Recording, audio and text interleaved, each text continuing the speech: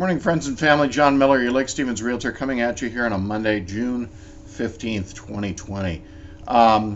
Market report, we are seeing in many of the large cities a drop-off of demand and a drop-off of prices, and you can probably guess the reasons why.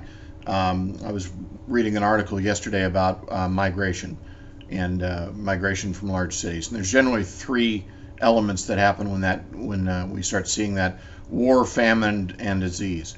And we've been hitting 2 out of 3 here pretty hard here for the last few months.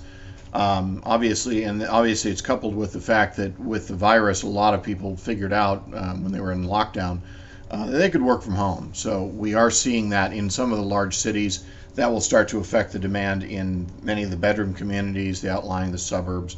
We'll continue seeing increased demand. That's what we've been seeing here over the last couple of weeks. A lot of pending sales, very little inventory available in the local area and in my market where you have a lot of bedroom communities.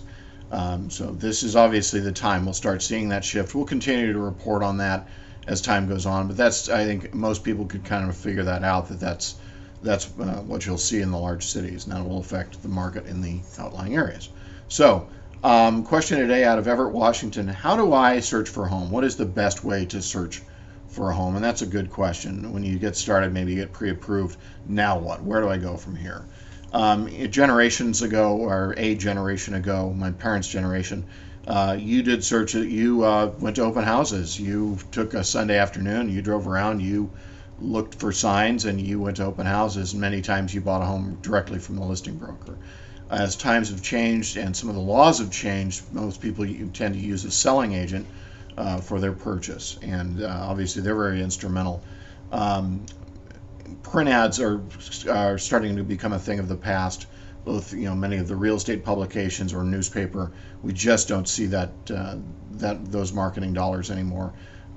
Typically, especially in a strong market, with the lead time for a print ad and the production time for the publication, you're just missing you're missing the trick. You're missing a trick, basically. So that kind of brings you our current technology, and that's real estate websites. There's over 100 of them that we syndicate to when I list a property. And the question obviously is, which one do I pick, or do I use them all? Do I use some? Obviously, a lot of people are very particular about the search engines they use. Some real estate websites have very good search engines. Some don't. Some have better databases than others. Obviously, some don't have very good databases. When I put a search together, I am doing the search right off our multiple listing service, which is the catch-all, the clearinghouse. That's where it all starts, and then it syndicates from there. So having your agent put a search together for you, and I've got hundreds and hundreds of pieces of criteria that I can use to search for a home, unlike a lot of the other websites that have very limited criteria. I can do a search very quickly, and having that conversation and obviously a continuing communication with your agent to adjust that search so you're finding the right home is instrumental. So call your agent, have them put a search together. It doesn't cost you anything. Once I set up a search, it just kind of runs, and any new listings I review, and I send them out to you for a review, and that's usually real time.